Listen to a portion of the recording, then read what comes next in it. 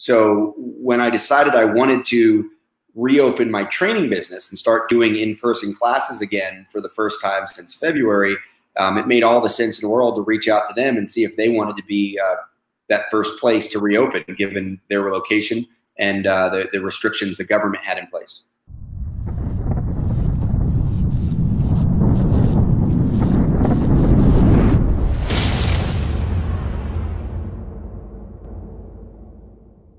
You held a training class in New York, close to New York City, right?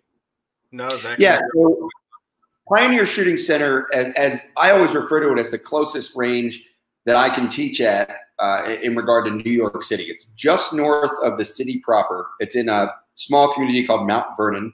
If people know where White Plains is or Yonkers, it's kind of in that area. I stay in Manhattan, and it takes me 15 minutes to get up there. Go up the West Side Highway and kind of skirt by the George Washington Bridge, take another bridge, go up 87, and it drops you off right there. It's for people that are familiar with the city. New York City is incredibly complicated. To own a firearm and to use a firearm is next to impossible. There's one range that I believe called West Side, and it just started a GoFundMe to try to remain open inside the city, but it's almost impossible for people from outside of New York City proper to legally participate in any kind of shooting activities or train there. So I've been using Pioneer Shooting Center since it was refurbished about 5 years ago as my home base, I guess, in the New York City area. I really love the city. I've always enjoyed the city, and socially, recreationally, vacationally, spending a lot of time there for shows and restaurants and shopping and all that. Everything that Manhattan's great for. Done a lot of business there with television or books or whatever. But it's very hard to run my firearms training company there, and Pioneer has been a great partner. So when I decided I wanted to reopen my training business and start doing in-person classes again for the first time since February, it made all the sense in the world to reach out to them and see if they wanted to be that first place to reopen, given their location and the restrictions the government had in place. When did you decide you wanted to start teaching training classes again? It was really just, well, let me back up. I canceled the entire spring and summer training tour in early March. I was teaching in Europe in late February. We had some students that were scheduled to attend a course in Switzerland during the last week in February that were from northern Italy, just outside of Milan. And obviously at that point, we already knew that things were really going to be bad and already were bad in some parts of northern Italy and Milan. And therefore, we didn't allow those students to come up. One of them was super cool with it, like, no, I get it. I don't want to come up there right now anyway. The other one was a little bit more like, hey, it's not that big a deal. I'm clean. And the host of the class actually was the one that really raised my awareness of just how serious this situation was, because I had been very casual about the whole coronavirus thing up until that week. So I taught the courses in Switzerland. That same week, IWA, the IWA show, which is known as, the European SHOT Show, was canceled. That was scheduled for 2 weeks later in Germany. I went on to do some business I had to do in the Czech Republic and ended up flying home. By the time I got back with a connection through New York City, March 2nd, it was obvious that New York City was already taking the coronavirus very seriously, and things weren't going to be normal for at least the short term.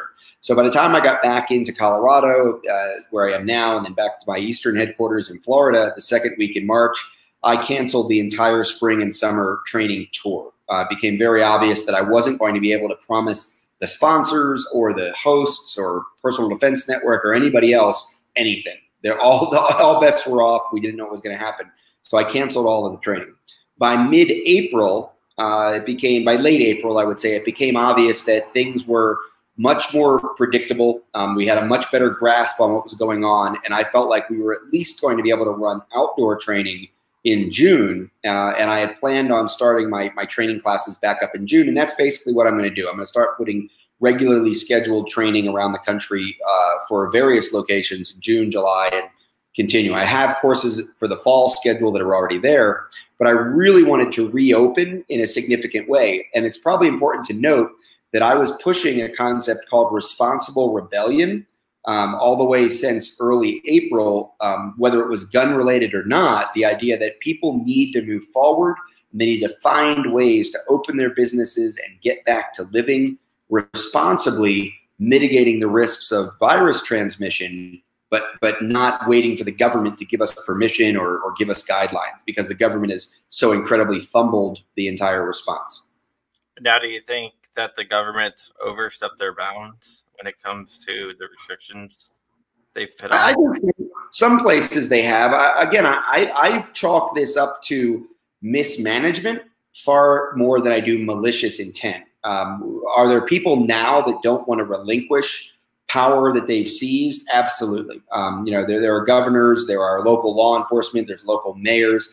For the most part, though, the tide is definitely turning. We're seeing a pivot to where the courts and especially the law enforcement agencies are refusing to enforce these mandates from the governors and mayors that I do believe have overstepped their bounds. Unfortunately, what I think has happened is because of the being overwhelmed, right? All of the unknowns, which I grant the government a lot of leeway at every level in February and March because of the unknowns. But once the decision was made to start, flattening the curve or locking down or whatever, what is physical distancing, all of that, stay-at-home orders, in hindsight, it would have been way better to just say, you've got 48 hours to supply your house. You're going to stay at home for 2 weeks and do it.